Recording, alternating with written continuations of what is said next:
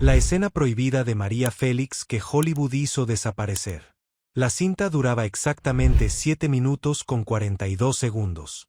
Era 1951 y en una bóveda refrigerada del estudio Columbia Pictures, 3 hombres trajeados miraban una pantalla mientras el humo de sus cigarrillos se enroscaba contra la luz del proyector. Ninguno hablaba. Ninguno se movía. Cuando la imagen se cortó y la sala quedó en silencio, el hombre de la izquierda, Harry Cohn, presidente del estudio y uno de los hombres más temidos de Hollywood, se levantó de su butaca como si acabara de ver un fantasma. «Apaguen el proyector», dijo. Su voz temblaba. «Destruyan el negativo, quemen cada copia, cada fotograma, cada fragmento. Esta escena no existe. Nunca existió». Lo que esos 3 hombres acababan de ver era una actuación tan devastadora, tan brutalmente honesta, tan peligrosa para todo lo que Hollywood representaba, que su sola existencia amenazaba con destruir la imagen que la industria había construido durante décadas. Una mujer mexicana, de piel morena, con acento extranjero, acababa de hacer algo que ninguna actriz, ni americana, ni europea, ni de ningún otro lugar del mundo, había logrado jamás. Y por eso tenía que desaparecer. La actriz se llamaba María Félix y lo que filmó en esos 7 minutos cambiaría para siempre la forma en que Hollywood trataba a las actrices latinas, aunque el mundo tardaría más de 50 años en saberlo. Por cierto, si creciste admirando a mujeres fuertes como María Félix, este canal es tu lugar. No olvides suscribir-te para seguir escuchando historias como esta, historias que merecen ser recordadas. Para entender lo que pasó en esa bóveda de Columbia Pictures, hay que regresar unos meses atrás, a septiembre de 1950. María Félix tenía 36 años y era, sin discusión alguna, la mujer más poderosa del cine en español. Había filmado más de 30 películas.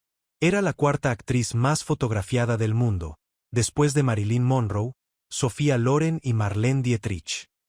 Vestía Dior, cenaba con presidentes, rechazaba a millonarios y vivía exactamente como le daba la gana en una época donde las mujeres no tenían permiso de vivir así. Hollywood la había buscado durante años. Cada 6 meses llegaba una carta, una llamada, un emisario con un contrato y una sonrisa. «Señorita Félix», le decían, «Hollywood la quiere. Tenemos el papel perfecto para usted». Y cada 6 meses María leía el guión y lo tiraba a la basura. Porque el papel perfecto siempre era el mismo. La amante mexicana. La seductora exótica. La mujer peligrosa con acento que seducía al protagonista blanco y moría en el 3er acto. Lupita, su asistente de toda la vida, recordaría años después cómo María reaccionaba a cada oferta. «Mira esto, Lupita», decía aventando el guión sobre la mesa. «Quieren que sea la criada que seduce al patrón. O la bandida que muere por el gringo. O la bruja del pueblo que todos temen. Siempre la misma basura con diferente título». Lupita recogía el guión y lo leía. A veces le decía, «Pero doña María, este paga muy bien. Podrían ser $200,000. María la miraba con esos ojos que podían derretir acero. «¿Sabes cuánto vale mi dignidad, Lupita? Más que todo Hollywood junto. No voy a cruzar la frontera para que me reduzcan a un estereotipo con labios pintados. Si me quieren, que me escriban un papel de ser humano, no de caricatura». Pero en septiembre de 1950, la escena prohibida de María Félix que Hollywood hizo desaparecer. La cinta duraba exactamente 7 minutos con 42 segundos. Era 1951 y en una bóveda refrigerada del estudio Columbia Pictures, 3 hombres trajeados miraban una pantalla mientras el humo de sus cigarrillos se enroscaba contra la luz del proyector. Ninguno hablaba. Ninguno se movía. Cuando la imagen se cortó y la sala quedó en silencio, el hombre de la izquierda, Harry Cohn, presidente del estudio y uno de los hombres más temidos de Hollywood, se levantó de su butaca como si acabara de ver un fantasma. «Apaguen el proyector», dijo. Su voz temblaba. «Destruyan el negativo, quemen cada copia, cada fotograma, cada fragmento. Esta escena no existe. Nunca existió». Lo que esos 3 hombres acababan de ver era una actuación tan devastadora, tan brutalmente honesta, tan peligrosa para todo lo que Hollywood representaba, que su sola existencia amenazaba con destruir la imagen que la escena prohibida de María Félix que Hollywood hizo desaparecer. La cinta duraba exactamente 7 minutos con 42 segundos. Era 1951 y en una bóveda refrigerada del estudio Columbia Pictures, 3 hombres trajeados miraban una pantalla mientras el humo de sus cigarrillos se enroscaba contra la luz del proyector. Ninguno hablaba. Ninguno se movía. Cuando la imagen se cortó y la sala quedó en silencio, el hombre de la izquierda, Harry Cohn, presidente del estudio y uno de los hombres más temidos de Hollywood, se levantó de su butaca como si acabara de ver un fantasma. «Apaguen el proyector», dijo. Su voz temblaba. «Destruyan el negativo, quemen cada copia, cada fotograma, cada fragmento. Esta escena no existe. Nunca existió». Lo que esos 3 hombres acababan de ver era una actuación tan devastadora, tan brutalmente honesta, tan peligrosa para todo lo que Hollywood representaba, que su sola existencia amenazaba con destruir la imagen que la industria había construido durante décadas. Una mujer mexicana, de piel morena, con acento extranjero, acababa de hacer algo que ninguna actriz, ni americana, ni europea, ni de ningún otro lugar del mundo, había logrado jamás. Y por eso tenía que desaparecer. La actriz se llamaba María Félix y lo que filmó en esos 7 minutos cambiaría para siempre la forma en que Hollywood trataba a las actrices latinas, aunque el mundo tardaría más de 50 años en saberlo. Por cierto, si creciste admirando a mujeres fuertes como María Félix, este canal es tu lugar. No olvide suscribir-te para seguir escuchando historias como esta, historias que merecen ser recordadas. Para entender lo que pasó en esa bóveda de Columbia Pictures, hay que regresar unos meses atrás, a septiembre de 1950. María Félix tenía 36 años y era, sin discusión alguna, la mujer más poderosa del cine en español. Había filmado más de 30 películas. Era la 4ª actriz más fotografiada del mundo, después de Marilyn Monroe, Sofía Loren y Marlene Dietrich. Vestía Dior, cenaba con presidentes, rechazaba a millonarios y vivía exactamente como le daba la gana en una época donde las mujeres no tenían permiso de vivir así. Hollywood la había buscado durante años. Cada 6 meses llegaba una carta, una llamada, un emisario con un contrato y una sonrisa. «Señorita Félix», le decían, «Hollywood la quiere. Tenemos el papel perfecto para usted». Y cada 6 meses María leía el guión y lo tiraba a la basura. Porque el papel perfecto siempre era el mismo. La amante mexicana. La seductora exótica. La mujer peligrosa con acento que seducía al protagonista blanco y moría en el 3er acto. Lupita, su asistente de toda la vida, recordaría años después cómo María reaccionaba a cada oferta. «Mira esto, Lupita», decía aventando el guión sobre la mesa. «Quieren que sea la criada que seduce al patrón. O la bandida que muere por el gringo. O la bruja del pueblo que todos temen. Siempre la misma basura con diferente título». Lupita recogía el guión y lo leía. A veces le decía, «Pero doña María, este paga muy bien. Podrían ser $200,000. María la miraba con esos ojos que podían derretir acero. «¿Sabes cuánto vale mi dignidad, Lupita? Más que todo Hollywood junto. No voy a cruzar la frontera para que me reduzcan a un estereotipo con labios pintados. Si me quieren, que me escriban un papel de ser humano, no de caricatura». Pero en septiembre de 1950, algo diferente llegó a manos de María. No fue una carta del estudio ni un agente con sonrisa falsa. Fue un guión enviado directamente por un director, sin intermediarios, sin sellos corporativos. El sobre decía simplemente, «Para María Félix, la única actriz del mundo que puede hacer este papel». El director se llamaba Robert Rosen. Era un hombre complicado, brillante y autodestructivo a partes iguales. Había dirigido Cuerpo y Alma y estaba por filmar El Político, la película que le ganaría el Oscar y que retrataba con bisturí la corrupción del poder americano. Rosen era un hombre que odiaba las mentiras de Hollywood tanto como María las odiaba. Había sido citado ante el Comité de Actividades Antiamericanas por sus simpatías comunistas. Su carrera pendía de un hilo. Y en medio de ese caos personal, había escrito un guión que solo una actriz podía protagonizar. El guión se llamaba The Mirror, El espejo. María lo leyó en una noche. Cuando terminó eran las 4 de la mañana. Lupita la encontró sentada en su sala, con el manuscrito sobre las piernas y lágrimas en los ojos. Doña María, ¿qué pasa? ¿Está bien? Encontré mi película, Lupita. Después de 10 años de basura, alguien en Hollywood finalmente escribió la verdad. El guión era devastador. La historia seguía a una actriz mexicana que llega a Hollywood con la promesa de un gran papel. El estudio la recibe con alfombra roja, la instala en una mansión, le asigna un coach de dicción para suavizar su acento. Todo parece perfecto hasta que la actriz descubre la verdad. El papel que le prometieron ha sido reescrito. Ya no es la protagonista fuerte e inteligente del guión original. Ahora es la amante exótica, la tentación latina, el objeto decorativo con curvas y sin cerebro. Y cuando confronta al jefe del estudio, cuando le dice que eso es una mentira, que las mujeres mexicanas no son objetos ni estereotipos, el jefe le dice con toda frialdad: querida, en Hollywood tú eres lo que nosotros decidimos que seas. El guión era ficción, pero todos sabrían que era real. Era la historia de cada actriz latina que había cruzado la frontera con sueños y regresado con cicatrices.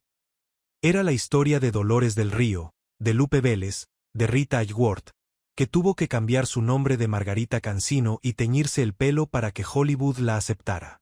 Era la historia de todas. María llamó a Rosen esa misma mañana. La línea cruzó la frontera con estática. Señor Rosen, leí su guión. Rosen no era hombre de formalidades. ¿Sí? María hizo una pausa. Es lo más honesto que he leído en mi vida. Nadie en Hollywood ha tenido el valor de escribir esto. Entonces lo harás. Fue más afirmación que pregunta. Lo haré, respondió María, pero con una condición. No cambiarán una sola línea. No suavizarán nada. No harán que mi personaje sonría al final para que el público se sienta cómodo. Si hacemos esto, lo hacemos con la verdad completa o no lo hacemos. Rosen rió al otro lado de la línea, una risa áspera, de fumador. Por eso te elegí a ti, María. Eres la única actriz que pone condiciones antes que contratos. Hay otra razón, dijo María. ¿Cuál? Porque sé que usted también tiene algo que perder. Un hombre que no tiene nada que perder no escribe con esta honestidad. Rosen caló un momento. Luego habló despacio. Me van a destruir por esta película. A ti también probablemente. ¿Estás dispuesta? Señor Rosen, llevo 36 años siendo indestructible. No voy a empezar a tener miedo ahora. Rosen colgó. María miró a Lupita. Prepara las maletas. Nos vamos a Hollywood. Pero doña María, ¿y sus compromisos aquí? ¿Las películas con Emilio? Todo puede esperar. Esto no puede. Lupita conocía esa mirada, la misma mirada que había visto cuando María dejó a su primer marido, cuando rechazó a Hollywood la primera vez, cuando se paró frente a un presidente y le dijo sus verdades. Era la mirada de una mujer que ya había tomado una decisión y nada en el universo la haría cambiarla. Noviembre de 1950. María Félix llegó a Los Ángeles en un vuelo de Pan American. En el aeropuerto la esperaba un auto negro del estudio y un joven asistente de producción que no dejaba de sudar. Señorita Félix, bienvenida a Hollywood. El señor Cohn le envía sus saludos y le ha preparado una suite en el Beverly Hills Hotel. María lo miró de arriba a abajo. Dile al señor Cohn que agradezco la suite, pero que no necesito su bienvenida. Necesito un guión intacto y un set donde trabajar. El asistente tragó saliva. Sí, señorita, por supuesto. El Beverly Hills Hotel era un palacio rosa en Sunset Boulevard donde se alojaban las estrellas más grandes del mundo.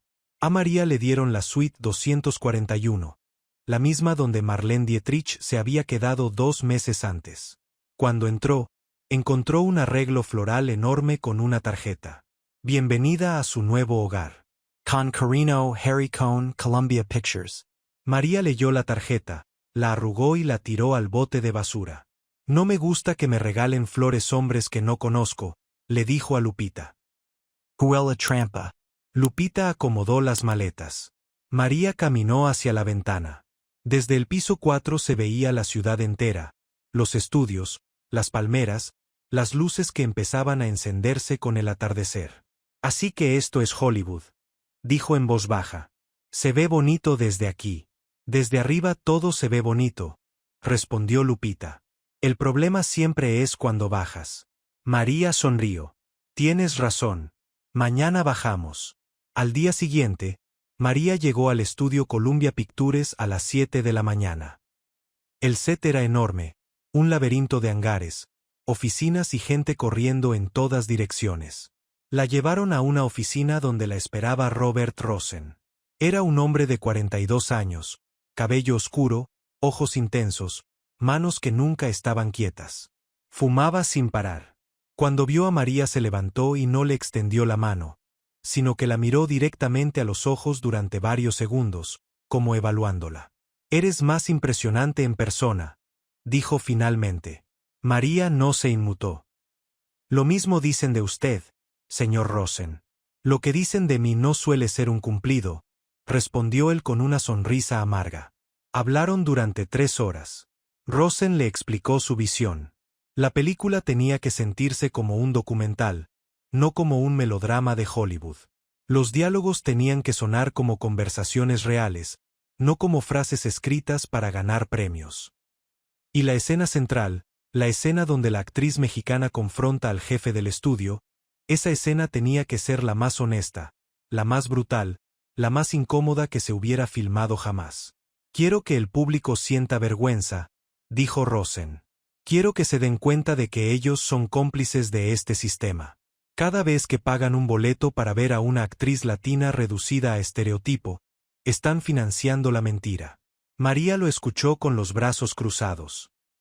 ¿Sabe lo que me gusta de usted, Rosen? No me trata como celebridad. Me trata como cómplice. Porque eso es lo que somos, respondió él. Cómplices de una revolución que nadie nos pidió. Los ensayos comenzaron una semana después. María trabajaba 12 horas diarias. Aprendía sus diálogos en inglés con una coach llamada Ellen, una mujer severa que le corregía cada vocal. No, señorita Félix, es mi error, no mire. La R se pronuncia diferente. María la miraba con paciencia y repetía hasta que la palabra salía perfecta. Pero una mañana, después de 2 semanas de ensayos, María confrontó a Rosen. Robert, tenemos un problema con el diálogo de la escena central. ¿Cuál problema? Mi personaje habla en inglés perfecto cuando confronta al jefe del estudio. Eso es falso. ¿Por qué? Porque una mujer mexicana que acaba de llegar a Hollywood no habla inglés perfecto. Habla con acento, con errores, mezclando español cuando se le acaban las palabras en inglés. Si quieres que esta escena sea honesta, mi personaje tiene que hablar como hablaría realmente. Con su voz real, no con la voz que Hollywood le fabricó. Rosen la miró largo rato. Tienes razón, pero el estudio va a protestar. Les da miedo que el público no entienda. Entonces pon subtítulos, respondió María. Pero no me pidas que finja ser algo que no soy. Eso es exactamente lo que la película denuncia. Rosen asintió. Reescribió la escena esa misma noche. El diálogo ahora mezclaba inglés y español, con frases rotas, con la furia de alguien que tiene más sentimientos que palabras para expresarlos. Cuando María leyó la nueva versión, le dijo a Lupita, ahora sí suena a verdad. Si alguna vez sentiste que tu historia merecía ser contada, si alguna vez admiraste a una mujer que se negó a ser menos de lo que era, suscríbete a este canal. Aquí contamos las historias que otros quisieron borrar. La filmación avanzó durante diciembre y enero. Las escenas normales salían bien. María era profesional, precisa, implacable consigo misma. Repetía tomas hasta que cada gesto, cada mirada, cada inflexión de voz era exactamente lo que quería. Los técnicos americanos, acostumbrados a las estrellas caprichosas de Hollywood, estaban asombrados. Esta mujer es una máquina de precisión, le dijo el director de fotografía a Rosen. Nunca vi a nadie con ese nivel de control. No es control, respondió Rosen. Es disciplina mexicana. Ellos la confunden con talento, pero es algo más profundo. Es orgullo. Pero la escena central, la escena que todos esperaban, se filmó el 14 de febrero de 1951. San Valentín, una ironía que nadie planeó. Esa mañana, María llegó al set a las 6 de la mañana. No había dormido. Lupita la había encontrado a las 3 de la mañana sentada en el balcón de la suite, fumando, mirando las luces de la ciudad. Doña María, tiene que descansar. Mañana es el día grande. No puedo dormir, Lupita. Estoy pensando en todas las mujeres que vinieron antes que yo a este lugar. Lupe Vélez, que se suicidó porque Hollywood la destruyó. Dolores, que tuvo que aceptar papeles humillantes para sobrevivir. Rita, que se borró el nombre y el color de piel para existir aquí. Mañana tengo que hablar por todas ellas. Lupita se sentó a su lado. ¿Y lo hará, doña María? Usted siempre lo hace. María la miró con ojos húmedos. Pero esta vez es diferente, Lupita. Esta vez lo estoy haciendo en su idioma, en su territorio, en su casa. Y les voy a decir en su cara lo que les hicieron a nuestras mujeres.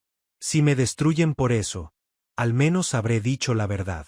El set de la escena central recreaba la oficina de un magnate de Hollywood. Escritorio de caoba, sillones de cuero, una ventana enorme que daba a un estudio falso pintado como si fuera el horizonte de Los Ángeles. El actor que interpretaba al jefe del estudio era Braderick Crawford, ganador del Oscar, un hombre corpulento con voz de trueno y presencia intimidante. Crawford había aceptado el papel porque, como Rosen, estaba harto de las mentiras de la industria. Cuando conoció a María en los ensayos, le dijo: «Señorita Félix, me dicen que usted es la mujer más peligrosa de México». María le respondió sin pestañear: «Señor Crawford, soy la mujer más peligrosa de cualquier lugar donde me pare». Crawford rió a carcajadas. «Esto va a ser divertido», le dijo a Rosen. «No», respondió el director. «Va a ser doloroso. Y eso es mejor que divertido». A las 9 de la mañana todo estaba listo. 3 cámaras. Luces perfectas. El equipo completo en silencio. Rosen se acercó a María. «¿Estás lista?»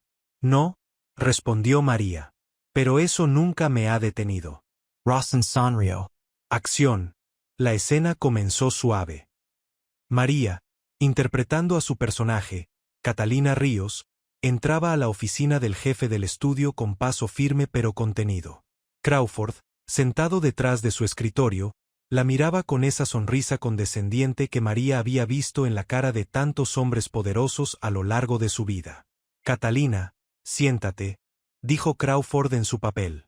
«Tengo buenas noticias. El guión ha sido mejorado. Tu papel es ahora más grande, más visible. Vas a ser la sensación de la película». María se sentó despacio. Sus ojos recorrieron el escritorio, los cuadros en la pared, la ventana. Todo calculado. Cada movimiento era una declaración. Mejorado. Preguntó. Su acento era visible, deliberado. Rosen había insistido, nada de fingir un inglés perfecto. «Sí, mejorado», repitió Crawford. «Ahora tienes 3 escenas más. Una escena de baile, muy sensual. Una escena donde seduces al protagonista en una fiesta. Y el clímax donde él te elige a ti sobre su esposa». Ford, en su papel, respondió con la línea más escalofriante del guión. «Querida, nada se ha terminado. Esto es Hollywood.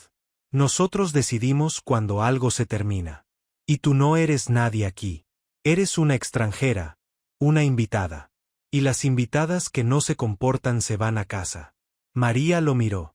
Sus ojos brillaban con algo que el equipo reconoció después como furia controlada, la furia de alguien que ha esperado años para decir exactamente estas palabras.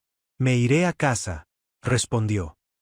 «Pero antes de irme, quiero que sepa algo.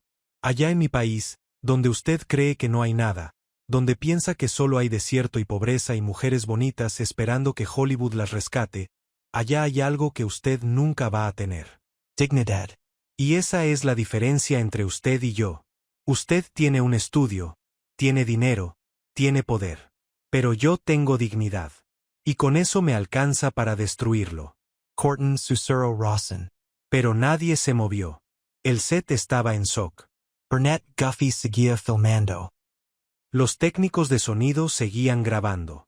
Los asistentes miraban al piso con las mandíbulas apretadas.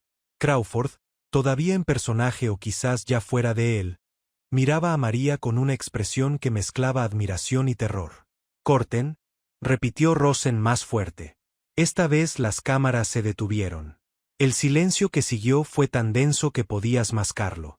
María estaba parada en el centro del set, descalza, respirando agitadamente, con los ojos húmedos pero sin una sola lágrima derramada. Rosen se levantó de su silla de director y caminó hacia ella. No le dijo que fue brillante. No le dijo que fue perfecta. Solo le puso una mano en el hombro y le dijo en voz baja: «Gracias.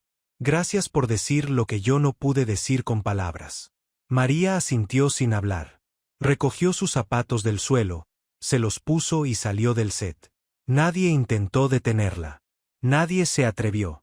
Esa noche, Rosen revisó el material filmado con su editor. Lo vieron 3 veces seguidas sin hablar. Cuando terminó la tercera reproducción, el editor, un veterano de 30 años en la industria llamado Robert Parrish, se quitó los lentes y dijo: «Esto es lo mejor que he visto en mi vida. Y es lo más peligroso que he visto en mi vida». Rosen encendió otro cigarrillo. «Lo sé. ¿Qué vas a hacer? Ponerlo en la película», respondió Rosen. «Para eso lo filmamos. Harry va a perder la cabeza. Harry puede perder lo que quiera. Esto es cine». El problema es que Parrish no se equivocaba. Harry Cohn no iba a perder solo la cabeza. Iba a perder mucho más que eso. La noticia de lo que había pasado en el set viajó por los pasillos de Columbia Pictures como un incendio. Los técnicos hablaban en voz baja en la cafetería. «¿Viste lo que hizo la mexicana?». Se quitó los zapatos y le dijo a Crawford que Hollywood era esclavitud con maquillaje. «Es la cosa más increíble que he visto». Los rumores llegaron a oídos de Harry Cohn en menos de 24 horas. Cohn era un hombre conocido por su crueldad. En Hollywood se decía que tenía micrófonos escondidos en los camerinos de las actrices, que hacía llorar a directores en reuniones privadas, que había destruido carreras con una sola llamada telefónica. Era el tipo de hombre que María Félix había enfrentado toda su vida, pero con un traje más caro y un acento diferente. Cohn mandó llamar a Rosen a su oficina. La reunión duró 45 minutos. Nadie sabe exactamente qué se dijeron, pero la secretaria de Cohn, una mujer llamada Marta que llevaba 15 años en el puesto, escuchó gritos a través de la puerta cerrada. Después de la reunión, Rosen salió pálido pero determinado. Se fue directo al set donde María estaba ensayando una escena menor. «Necesito hablar contigo», le dijo apartándola del grupo. María lo siguió a su oficina. Rosen cerró la puerta. Cohn vio los rashis. «¿Ti?» Quiere eliminar la escena.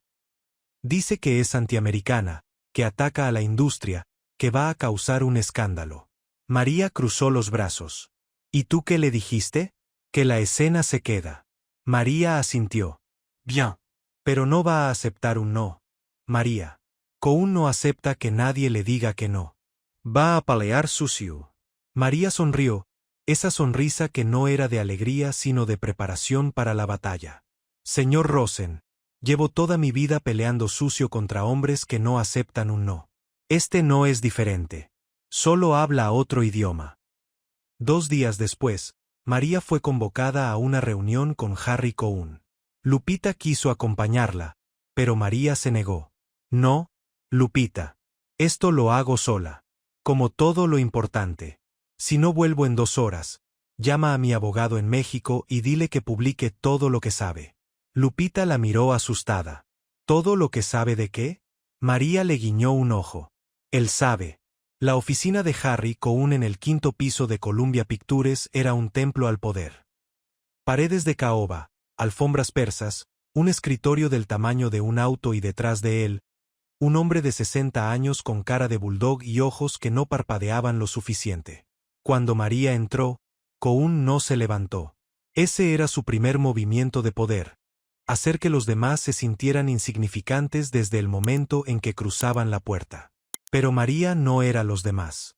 Caminó hasta el escritorio, no se sentó en la silla que le habían preparado, sino que se quedó de pie, mirándolo desde arriba.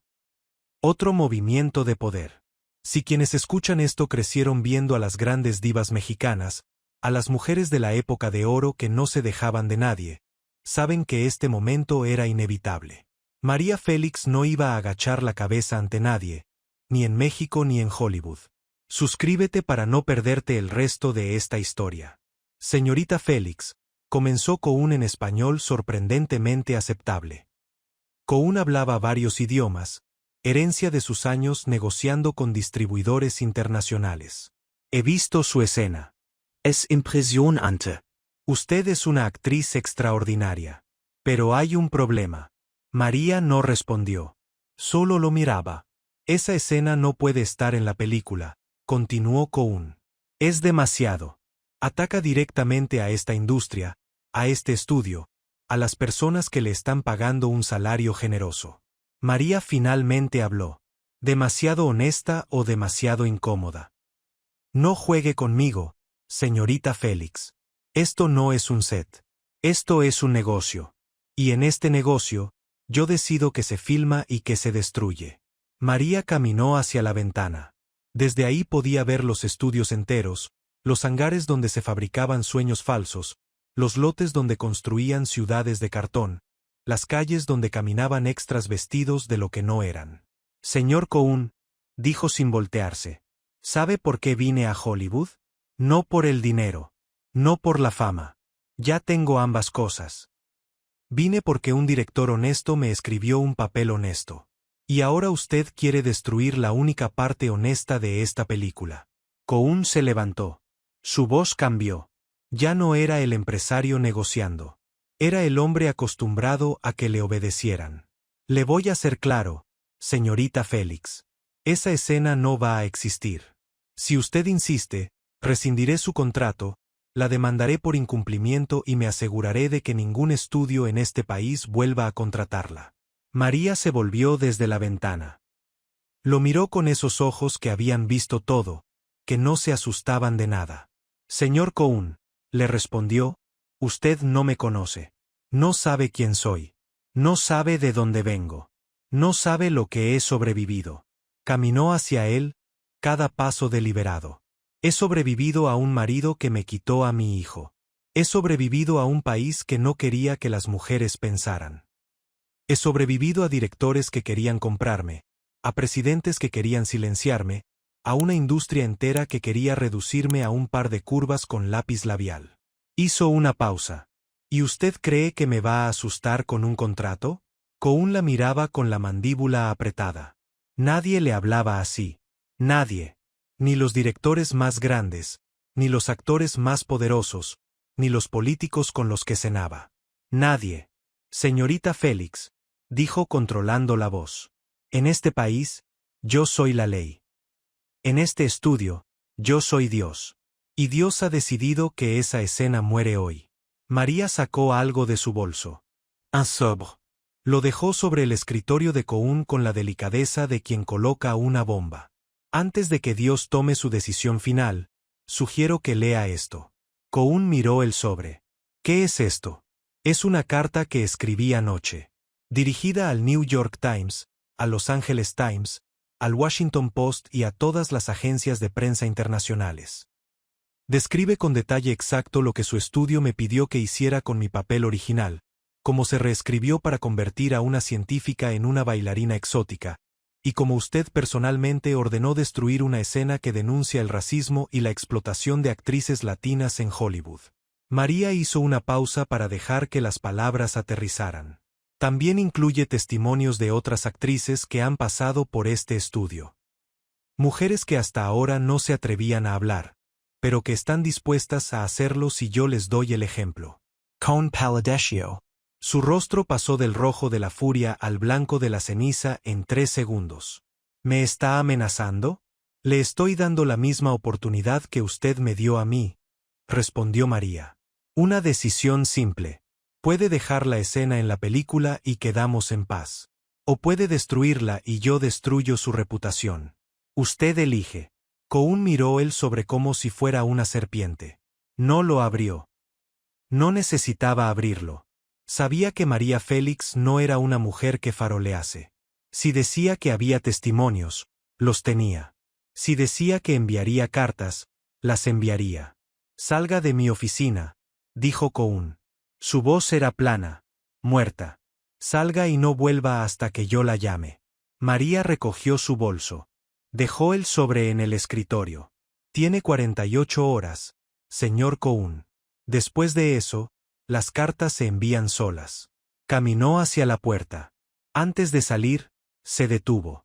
Ay, señor Cohn, una cosa más. Cohn la miró con odio puro. Gracias por la suite en el Beverly Hills Hotel. Las flores eran hermosas. Pero la próxima vez que quiera comprar a una mujer mexicana, traiga algo mejor que rosas. Nosotras costamos dignidad, y eso no se compra en ninguna florería de Sunset Boulevard. La puerta se cerró. Cohn se quedó solo con el sobre. No lo abrió durante horas. Se sentó detrás de su escritorio, fumó 3 puros seguidos, hizo 6 llamadas telefónicas. Habló con abogados, con ejecutivos, con un investigador privado. Todos le dijeron lo mismo. Si Félix tiene lo que dice que tiene, estás acabado. María regresó al hotel. Lupita la esperaba en la suite. ¿Cómo fue? María se sentó en el sofá, se quitó los zapatos y por primera vez en meses, sonrió de verdad. Le puse una bomba en el escritorio. Ahora esperamos. Las siguientes 48 horas fueron las más tensas de la producción. Rosen fue llamado a 3 reuniones consecutivas con los ejecutivos del estudio. En cada una le dijeron lo mismo. Elimina la escena o cancela la película. En cada una, Rosen respondió lo mismo. La escena se queda. María esperaba en su suite del Beverly Hills Hotel, fumando cigarrillos franceses, leyendo periódicos mexicanos que Lupita conseguía en una tienda de Olvera Street. No salía. No llamaba a nadie. Solo esperaba. Lupita le preguntó en la segunda noche, ¿no le preocupa que Cohn cumpla su amenaza? ¿Que destruya la escena y la demande? María dejó el periódico sobre la mesa. Lupita, cuando un hombre poderoso te amenaza con destruirte, solo hay 2 posibilidades. O está seguro de que puede hacerlo, o tiene miedo de que no pueda. ¿Y cuál cree que sea? Cohn tiene miedo. Lo vi en sus ojos. Cuando le mostré el sobre, su cara cambió. Los hombres que tienen verdadero poder no amenazan. Lupita. Actúan en silencio. Los que gritan son los que saben que están perdiendo. Tenía razón. A las 47 horas, 1 hora antes del límite que María había impuesto, sonó el teléfono de la suite. Lupita contestó. Es del estudio, susurró tapando el auricular. Un tal señor Davidson. María tomó el teléfono. La voz al otro lado era la de Gerald Davidson, vicepresidente ejecutivo de Columbia Pictures, el hombre que resolvía los problemas que Cohn creaba. Señorita Félix, el señor Cohn ha decidido que la escena permanecerá en la película tal como fue filmada. No se modificará ni un fotograma. María cerró los ojos un instante. Sintió que 36 años de batallas habían valido la pena para llegar a este momento. Sin embargo, continuó Davidson, hay una condición. El señor Cohn quiere su palabra de que esas cartas nunca serán enviadas y que los testimonios nunca serán publicados. María respondió sin dudar. Dígale al señor Cohn que tiene mi palabra. Mientras la escena exista, las cartas no se envían. Hubo una pausa al otro lado. ¿Eso es una garantía o una amenaza, señorita Félix? Es una promesa mexicana, señor Davidson. Donde yo vengo, eso vale más que cualquier contrato de Hollywood. Davidson colgó. María dejó el teléfono sobre la mesa y miró a Lupita. Ganamos, dijo en voz baja. Lupita la abrazó. Pero la victoria duró exactamente 11 días.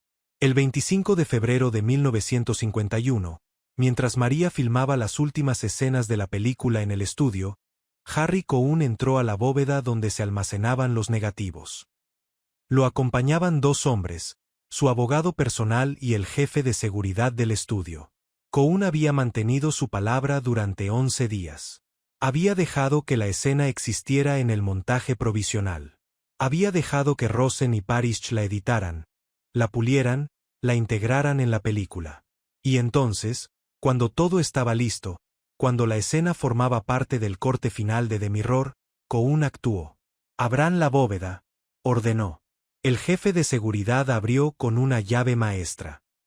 Adentro, en un estante metálico marcado con una etiqueta blanca que decía The Mirror, rollo 47, escena central, estaban las latas con el negativo original. Cohn las tomó con sus propias manos.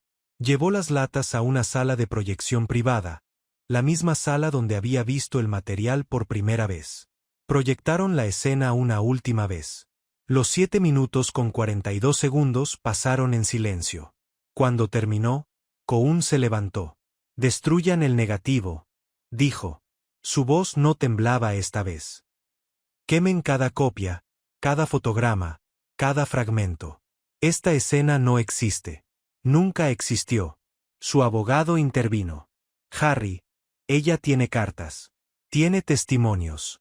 Si se entera, las cartas de Félix son un farol», respondió Cohn. «Mi investigador habló con cada actriz que ha pasado por este estudio en los últimos 10 años. Ninguna sabe nada de testimonios. Ninguna fue contactada por Félix.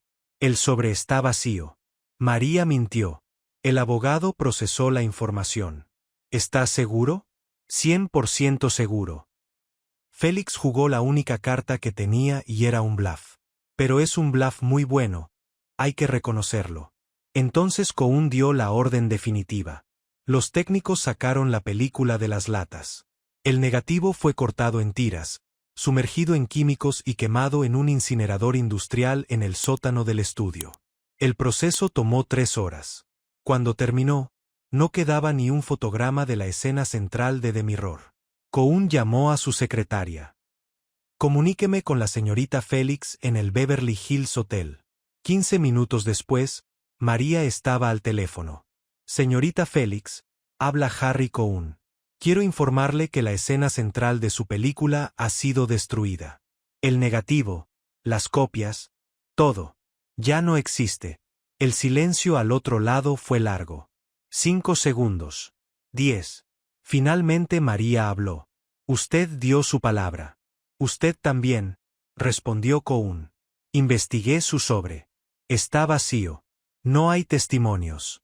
No hay cartas a periódicos. Es un farol brillante, pero un farol». María no respondió por varios segundos. Cohn continuó. «Sin embargo, soy un hombre de negocios, no un monstruo. La película se estrenará con las escenas restantes. Su actuación en el resto del film es extraordinaria. Recibirá su pago completo y un bono adicional de $50,000 por las molestias. A cambio, firmará un acuerdo de confidencialidad. Nunca hablará de esta escena. Nunca mencionará que existió. Para el mundo, The Mirror es una película completa tal como se estrenará». María finalmente respondió. Su voz era hielo. «Señor Cohn, algún día usted va a morir. Y cuando muera, lo van a enterrar en un cementerio bonito con una lápida que diga cosas amables. Pero usted y yo sabemos lo que hizo hoy. Destruyó la verdad porque le daba miedo. Y eso es algo que ninguna lápida puede esconder». Cohn colgó sin responder. La película se estrenó en octubre de 1951 sin la escena central. Los críticos la recibieron con opiniones mixtas. «Buenas actuaciones, historia irregular», dijeron. María Félix impresiona en su debut en Hollywood, pero la película no alcanza su potencial. Nadie supo lo que faltaba. Nadie supo que la mejor escena de la película, probablemente la mejor escena filmada ese año en Hollywood, había sido convertida en cenizas en un sótano. María regresó a México una semana después del estreno. No hizo declaraciones públicas. No habló de Hollywood ni de Cohn ni de la escena destruida. Cuando los periodistas en el aeropuerto le preguntaron por su experiencia, respondió con una frase que se volvería célebre. «Hollywood es un lugar donde fabrican sueños para otros y pesadillas para quienes los fabrican. No regresaré. Nunca regresó. A pesar de múltiples ofertas en los años siguientes, María Félix nunca volvió a filmar en Hollywood. Cada vez que le preguntaban por qué, daba respuestas diferentes. A veces decía que no le interesaba. Otras veces decía que México la necesitaba más. Y ocasionalmente, con una sonrisa triste, decía, hay lugares donde la verdad no es bienvenida. ¿Para qué volver a un lugar así? Si esta historia te recuerda a las mujeres fuertes que conociste en tu vida, a tu madre, a tu abuela, a esas mujeres que nunca se dejaron, comparte este video con alguien que necesite escuchar esto. Y si aún no te has suscrito, hazlo ahora. Estas historias son para ti. Los años pasaron y la historia de la escena destruida se convirtió en rumor, en leyenda urbana de Hollywood. Algunos técnicos que habían estado en el set hablaban en voz baja en reuniones sociales. Yo estuve ahí, decían. Vi a María Félix hacer la mejor actuación de la historia y luego Cohn la destruyó. Pero sin evidencia, sin el negativo, sin copias, eran solo palabras contra el silencio oficial de Columbia Pictures. Harry Cohn murió en 1958 de un infarto. Su funeral fue enorme. Miles de personas. Cuando un periodista preguntó por qué tanta gente había asistido, el comediante Red Skelton respondió con una frase que se hizo famosa: quieren asegurarse de que realmente está muerto. La muerte de Cohn abrió las compuertas. Poco a poco, en los años siguientes, historias sobre su tiranía empezaron a salir a la luz. Actrices que habían callado por décadas empezaron a hablar. Directores revelaron cómo los había intimidado. Productores contaron historias de escenas destruidas, películas censuradas, carreras arruinadas por capricho. Pero la historia de María Félix y la escena de The Mirror siguió siendo un misterio. María nunca la mencionó públicamente, cumpliendo a su manera el acuerdo de confidencialidad que había firmado bajo presión. O quizás no era el acuerdo. Quizás era orgullo. Hablar de la escena destruida sería admitir que Cohn había ganado, y María Félix no admitía derrotas. En 1975, 24 años después del incidente, un investigador de cine llamado David Thompson estaba revisando los archivos de Columbia Pictures, ahora propiedad de otra empresa.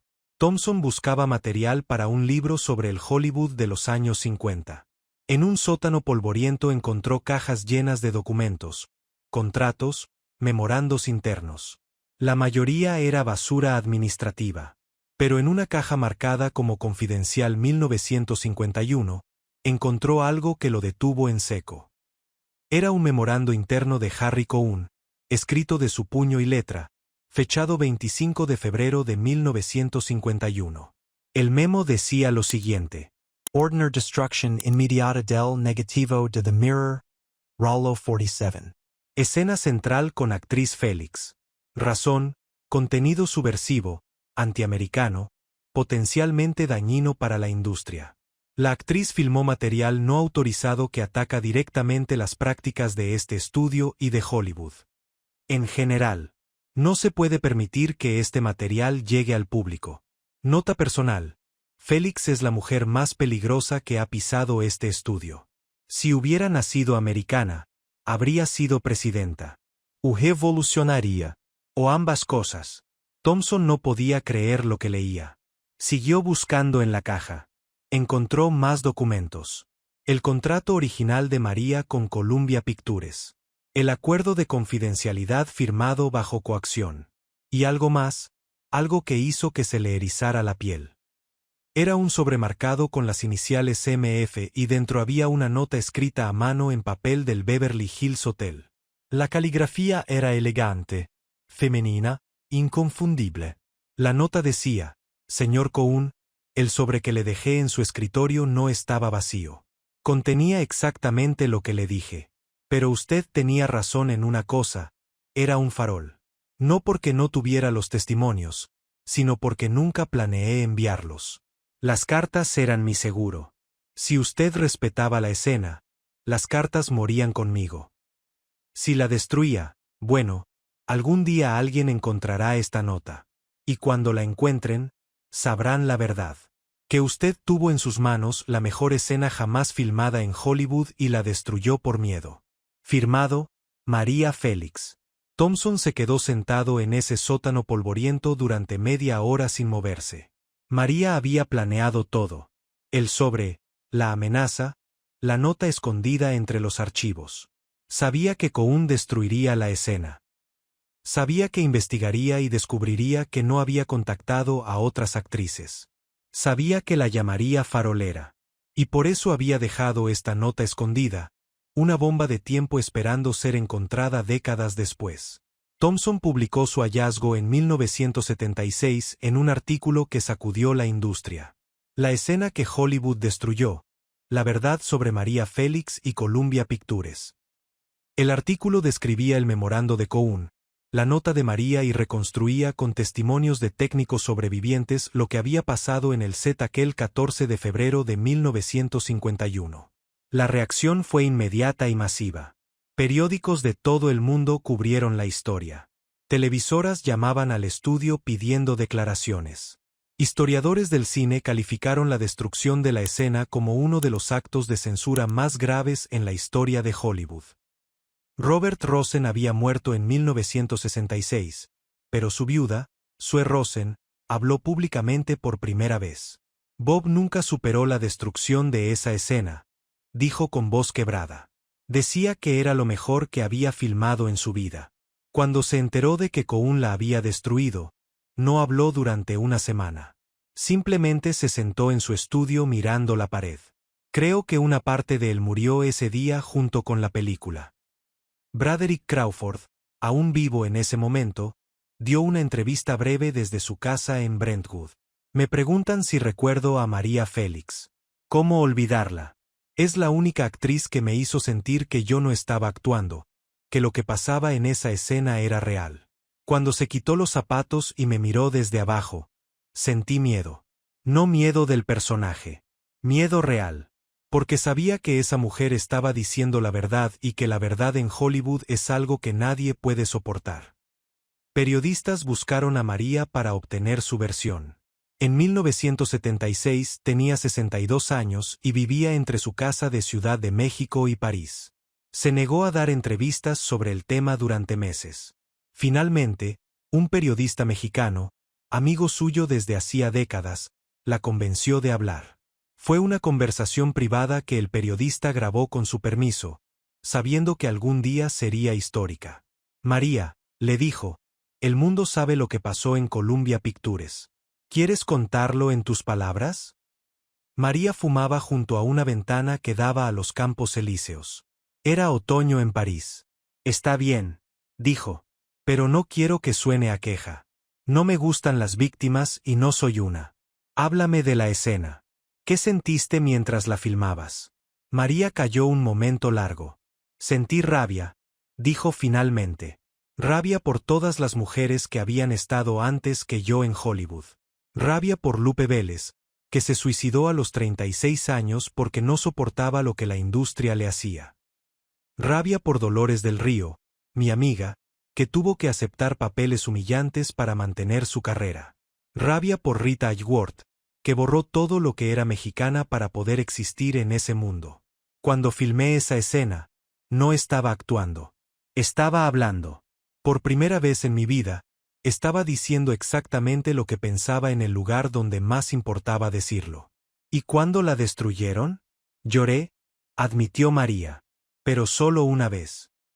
Lupita me encontró llorando en el baño del hotel a las 3 de la mañana. Me preguntó qué pasaba y le dije, destruyeron mi verdad, Lupita. La quemaron. Y Lupita me dijo algo que nunca olvidé.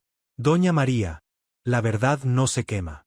Se puede quemar el papel donde está escrita, la película donde está filmada, pero la verdad sigue existiendo en algún lugar. Alguien la va a encontrar. María sonrió al recordar. Y tenía razón. Thompson la encontró 24 años después. La verdad esperó y alguien la encontró. Hay quienes dicen que esa escena, esos 7 minutos con 42 segundos que nunca veremos, cambió Hollywood de todas formas. Aunque el público nunca la vio, los técnicos que estuvieron presentes nunca la olvidaron. Burnett Guffey, el director de fotografía, ganó 2 Oscar después de ese día. Pero cada vez que enciendo una cámara, pienso en esa toma, en esa actriz, en esa verdad. Y trato de ser digno de lo que vi ese día. Solo los que sabían la historia entendieron que hablaba de María Félix. En 1985, una joven estudiante de cine en la Universidad de California, Los Ángeles, llamada Patricia Espinosa, eligió como tema de tesis la representación de las mujeres latinas en Hollywood. Entrevistó a docenas de actrices, directores, productores. La historia de María Félix y la escena destruida apareció en cada conversación como un fantasma. Patricia localizó a 3 técnicos sobrevivientes del rodaje de The Mirror. Cada uno le describió la escena desde su perspectiva. El sonidista recordaba la voz de María mezclando español e inglés. El iluminador recordaba cómo la luz cambiaba cuando María se quitó los zapatos, como si el set entero se hubiera reconfigurado alrededor de ella. El asistente de cámara recordaba que Burnett Guffey lloró mientras filmaba. Con estos testimonios, Patricia reconstruyó la escena en su tesis, palabra por palabra, gesto por gesto, silencio por silencio. La tesis circuló en universidades y se convirtió en texto de referencia para estudios de género y cine. En 1992, un director joven la leyó y decidió hacer algo al respecto. Se llamaba Gregory Nava, era mexicoamericano y acababa de filmar Mi Familia, una película sobre la experiencia chicana en Los Ángeles. Nava contactó a Patricia, consiguió los testimonios de los técnicos y produjo un cortometraje documental titulado Los 7 minutos. El corto recreaba la escena con actores, usando las descripciones de los testigos como guión. No era la escena original. No podía serlo. Pero era un eco, un reflejo, un intento de devolverle al mundo algo que le habían robado. El corto se proyectó en el Festival de Sundance en 1993. La recepción fue extraordinaria. Filas de 2 quadras para verlo. Actrices latinas llorando a la salida. Críticos escribiendo que era el documental más importante del año. Un medio publicó que era un recordatorio devastador de lo que Hollywood hizo con las voces latinas durante décadas. Pero faltaba algo. Faltaba la voz de María. Y aquí es donde la historia toma un giro que nadie esperaba. Un giro que cambia toda la percepción de lo que acabamos de contar. En 2001, un año antes de la muerte de María Félix, Lupita recibió una llamada de un abogado en Suiza. Señorita Lupita, soy el representante del banco UBS en Zúrich. Tenemos una caja de seguridad a nombre de María Félix de Los Ángeles Guereña. La renta de la caja vence el mes próximo y necesitamos instrucciones. Lupita no sabía de ninguna caja de seguridad en Suiza. Le preguntó a María. María, que tenía 87 años y su salud declinaba, la miró con una expresión que Lupita no había visto en 50 años. Era la misma expresión que tenía aquella noche en 1951 cuando dijo, le puse una bomba en el escritorio. Lupita, dijo María despacio, necesito que vayas a Suiza. ¿A Suiza? ¿Para qué? Hay algo en esa caja que lleva 50 años esperando. Lupita no entendía. María le tomó la mano. Cuando Cohn destruyó mi escena, lloré una noche. Pero solo una noche. Porque a la mañana siguiente hice algo que nadie sabe. Ni tú, ni Rosen, ni nadie.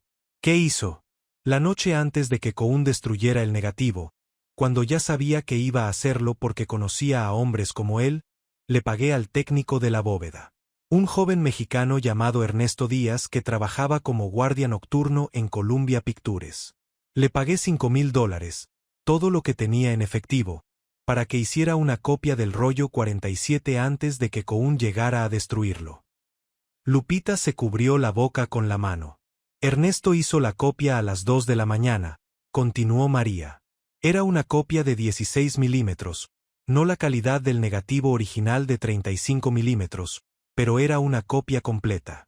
Los 7 minutos con 42 segundos. Me la entregó en una bolsa de papel a la mañana siguiente, en el estacionamiento del hotel.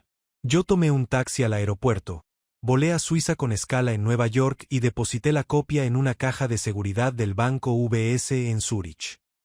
Pagué 50 años de renta por adelantado. ¿Por qué nunca me contó?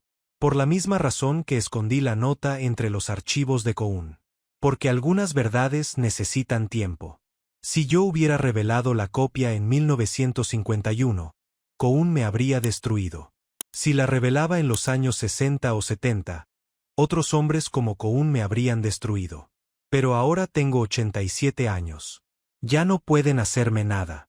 Y el mundo finalmente está listo para ver esos 7 minutos. María apretó la mano de Lupita. Ve a Suiza. Trae la copia. Y cuando yo muera, muéstrala al mundo. Lupita voló a Zúrich en diciembre de 2001. Abrió la caja de seguridad con una llave que María había guardado durante 50 años en el fondo de un joyero, escondida entre joyas de Cartier y recuerdos de emperatrices. Dentro de la caja encontró una lata de película de 16 milímetros, envuelta en tela, perfectamente conservada por el clima controlado del Banco Suizo. Y junto a la lata, una nota escrita en 1951 con la letra de María.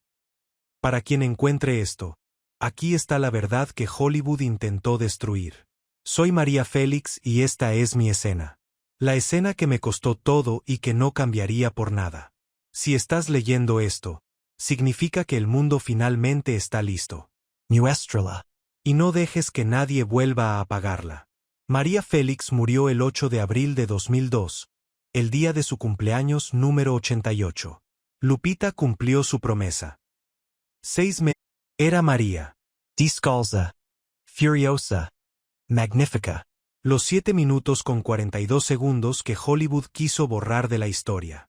La proyección oficial se realizó en el Palacio de Bellas Artes de Ciudad de México, el 8 de abril de 2004, segundo aniversario de la muerte de María. 2,000 personas llenaron el recinto. Actrices, directores, políticos, periodistas y gente común que solo quería ver a la doña una última vez.